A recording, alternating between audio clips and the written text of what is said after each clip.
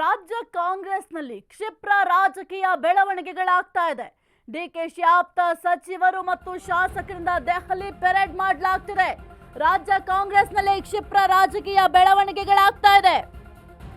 ಡಿಕೆಶಿ ಆಪ್ತ ಸಚಿವರು ಮತ್ತು ಶಾಸಕರಿಂದ ದೆಹಲಿ ಪೆರೇಡ್ ಮಾಡಲಾಗ್ತಿದೆ. ನವೆಂಬರ್ ಕ್ರಾಂತಿಗೆ ಶುರುವಾಯ್ತಾ ಹಾಗಾದ್ರೆ ಮುಹೂರ್ತ? ಸಚಿವ ಚಲುವರಾಯಸ್ವಾಮಿ ನೇತೃತ್ವದಲ್ಲಿ ಡೆಲ್ಲಿ ಪೆರೇಡ್. ಅಧಿಕಾರ ಹಂಚಿಕೆಗೆ ಪಟ್ಟು ಹಿಡಿದ ಡಿಸಿಎಂ ಬಣ.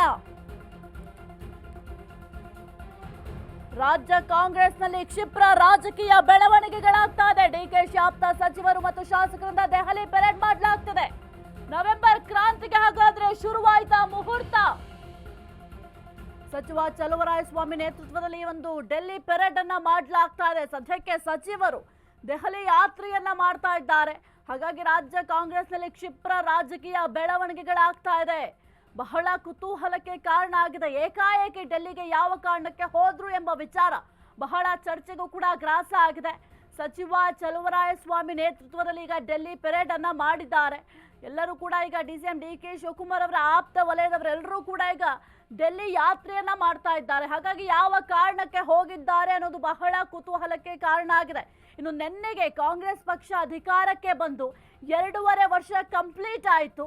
ಇದರ ಬೆನ್ನಲ್ಲೇ ಈಗ ದೆಹಲಿ ಯಾತ್ರೆಯನ್ನ ಮಾಡ್ತಾ ಇದ್ದಾರೆ. ದೆಹಲಿ ಪ್ರಯಾಣವನ್ನ ಮಾಡಿದ್ದಾರೆ. ದೆಹಲಿಗೆ ಹೋಗಿದ್ದಾರೆ. ಯಾವ ಕಾರಣಕ್ಕೆ ಹೋಗಿದ್ದಾರೆ? ಇಷ್ಟು ಜನ ಶಾಸಕರು ಹೋಗುವಂತ ಅನಿವಾರ್ಯತೆ ಏನಿತ್ತು? ಅದು ಕೂಡ ಏಕಾಏಕಿ ಹೋಗಿದ್ದಾರೆ. ಯಾವ ವಿಚಾರವನ್ನ ಚರ್ಚೆ ಮಾಡ್ತಾರೆ? ಮುಖ್ಯವಾಗಿ ಪವರ್ ಶೇರಿಂಗ್ ವಿಚಾರ ಏನ್ ಕಾಂಗ್ರೆಸ್ನಲ್ಲಿ ಚರ್ಚೆ ಆಗ್ತಾ ಇತ್ತು, ಇದೇ ವಿಚಾರವಾಗಿ ಈಗ ದೆಹಲಿ ಯಾತ್ರೆಯನ್ನ ಮಾಡಿದ್ದಾರೆ ಎಂಬ ಪ್ರಶ್ನೆ ಕೂಡ ಮೂಡ್ತಾ ಇದೆ.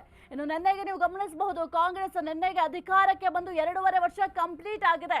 ಹಾಗಾಗಿ ಏನಾದ್ರೂ 2.5 ವರ್ಷ ಸಿಎಂ ಸಿದ್ದರಾಮಯ್ಯ ಅವರು ಸಿಎಂ ಆಗಿರಬೇಕು ಅಥವಾ ಡಿಕೆ ಶಿವಕುಮಾರ್ ಅವರು ಸಿಎಂ ಆಗಿರಬೇಕು ಎಂಬ ವಿಚಾರ ಏನಾದ್ರು ಪವರ್ ಶೇರಿಂಗ್ ಆಗಿತ್ತಾ ಎಂಬ ಚರ್ಚೆಯ ನಡುವೆಯೇ ಈಗ ದೆಹಲಿ ಯಾತ್ರೆಗೆ ಹೋಗಿದ್ದಾರೆ.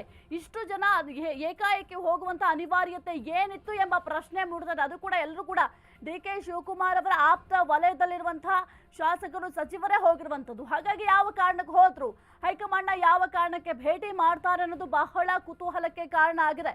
ಎಲ್ಲರೂ ಕೂಡ ಹೋಗಿರೋದನ್ನ ಗಮನಿಸ್ತಾ ಇದ್ರೆ ನವೆಂಬರ್ ಕ್ರಾಂತಿ ಅಂತ ಏನ್ ಹೇಳ್ತಾ ಇದ್ರು, ಆ ಒಂದು ನವೆಂಬರ್ ಕ್ರಾಂತಿ ಆಗತ್ತಾ ಎಂಬ ಪ್ರಶ್ನೆ ಕೂಡ ಮೂಡ್ತಾ ಇದೆ. ಈಗ ಕುರ್ಚಿ ಬದಲಾವಣೆ ಆಗತ್ತಾ, ಸಿಎಂ ಬದಲಾವಣೆ ಆಗುತ್ತಾ ಎಂಬ ಪ್ರಶ್ನೆ ಮೂಡ್ತಾ ಇದೆ.